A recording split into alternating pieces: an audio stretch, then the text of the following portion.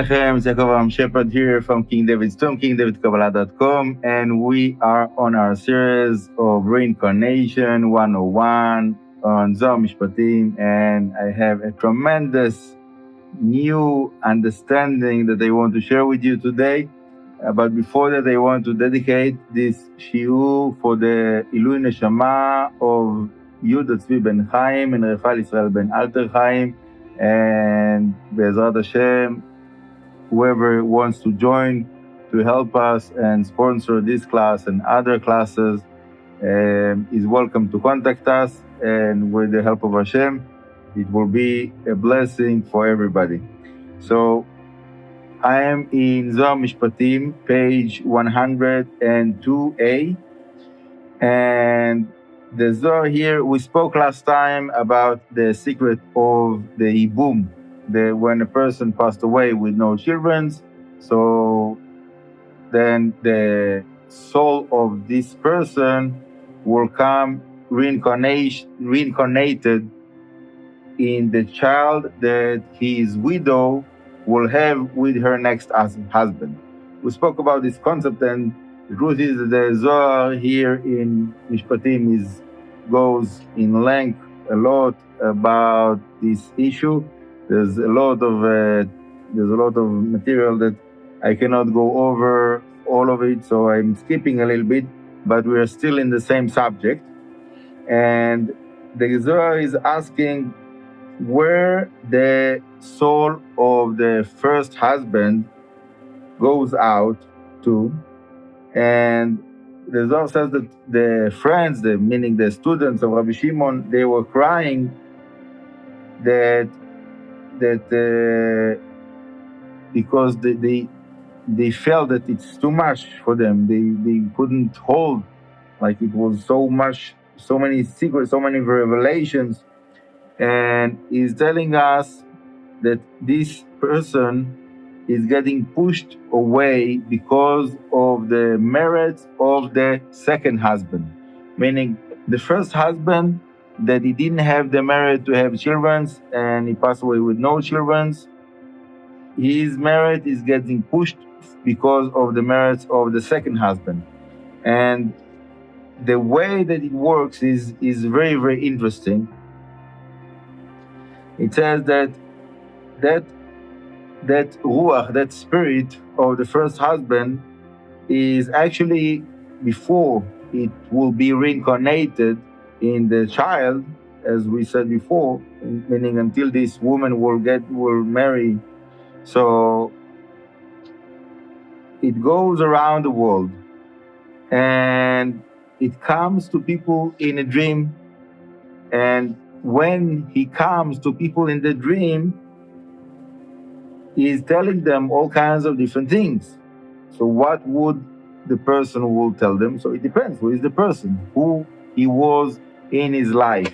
When he was alive, he was, if he was a Torah scholar, so he will come to people in a dream and tell them all kinds of words of Torah, secrets of the Torah, maybe if he was involved with secrets of the Torah. If he was involved with all kinds of nonsense, whatever, I don't know, different things of the physical world, so he might come to them in the dream and tell them all kinds of things like that, whatever he was involved with.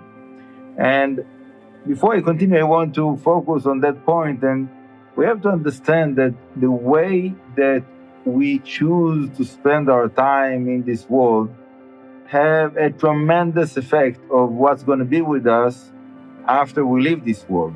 Okay, not only for this person. Wherever we are, the way that we're using what Hashem gave us, and the most valuable asset that Hashem gave us is the time that we have in this world. So the way that we are spending our time will have an effect on us, on the way of what will be with our spirit, with our soul, after we passed away. And going back to this spirit of this husband that passed away with no children, the Zohar says that he goes around the world and is coming to his grave quite often. And until there is a certain opportunity, let's say, that there's other spirits that are coming to meet their lower level. Okay, we have ruach, we have nefesh, ruach, neshama. So the ruach, that is the level that we're speaking about here mostly, is coming to the grave, and then it meets, it reconnects, unites with the nefesh, which is the part of the person that is within the grave, within the part of the spiritual essence of the person that stays within the dead body in the grave is the nefesh, or to be more exact, the nefesh of the nefesh. So when the ruach, the spirit, comes to the nefesh and unites with it, then the ruach can be elevated to the heavens. And then there is a certain chamber of the heavens that is external chamber, meaning because this person didn't complete his tikkun, he is not able to go into the inner chamber of heaven, and he stays in the external, the outside chamber of the heaven. And that is obviously depends in the acts of the person, whatever he was doing in this world. Person that he was doing more good things and he was involved with mitzvot and Torah, so he will be more internal, and the person that had less, it will be more external. But the point of the matter is that the spirits that are in the heavens, they want to reconnect with the people that are alive in this world. Specifically, when people go to the graves and to pray, so then it gives a certain permission to the spirit of those people. I'm talking about righteous people, okay, I'm not talking about wicked people. The righteous people, each one righteous according to his level, have the permission to interfere in a good way in life of people in this world when those people are going to his grave. But it's not necessarily going to the grave, it's about doing things with the intention that it will be for the merit of this person. So for example, when we are doing this shiur for the Ilui Neshama of Yehudah Tzvi ben Chaim and Raphael Israel ben Alter Chaim, so that the person that dedicated the shiur for them, they have the permission to help him because he helped them in their place in the heavens, so they have the permission to help him in this world. And that's an interesting understanding, that we have to realize that Hashem made the system, the rules of the system, in a way that everybody will have benefit. When someone is doing the right thing, when someone doing something good, positive, it doesn't go to waste. It will have meaning for the future, for him after he leaves this world. It will have meaning for how much permission he has to help his offsprings that he lives in this world. And it doesn't have to be physical offsprings. It can be also, for example, students are called children. Okay, when someone is teaching Torah to someone, so in a way it becomes to be like a parent for him, in the spiritual essence of it. So the last point that I want to make for today's shiur is that when the person is in that stage of going around the world and he didn't have the elevation to go to the heavens yet, so then it might be, I think I spoke about before, it might be interference for his widow, for his ex-wife, when she wants to remarry. So even though from this new marriage, the child that will come will give the tikkun for the spirit of the first husband that passed away, but for that husband, while he's in that stage of being in that moving around the world without the ability to be elevated, so he has a certain judgmental aspect that he might interfere, he might even damage his own ex-wife or the new husband that she wants to marry, she didn't marry. And for this reason, we do tikkun almana according to the tradition of the Rashash that I got from Yeshivat Betel, the tikkun for a widow, that if she wants to get remarried, that this spirit of the previous husband will not interfere with her new marriage. So then when she does remarry, Bezrat Hashem, without any interference, and she have a child, so then, like we said, the spirit of the first husband will come reincarnated in the child,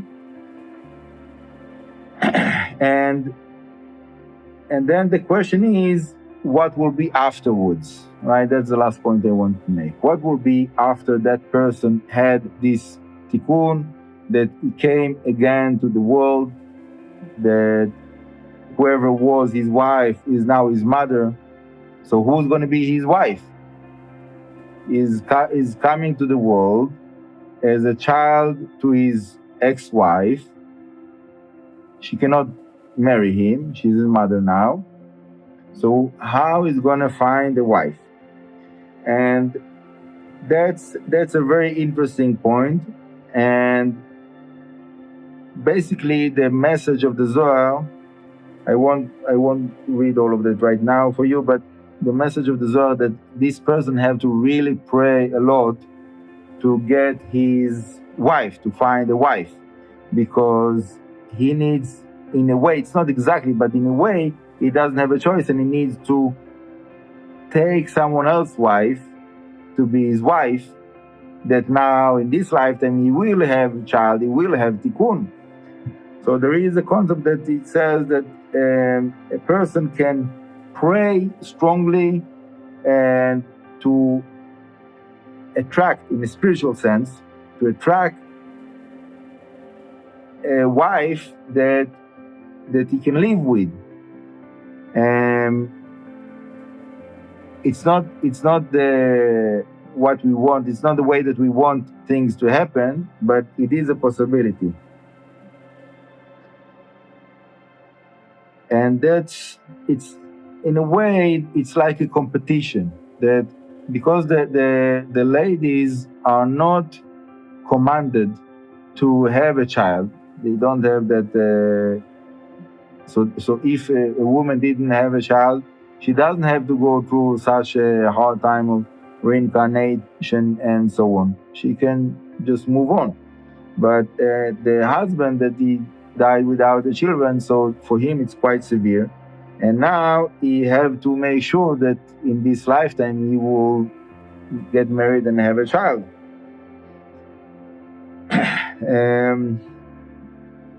Okay, I think that we will hold it here.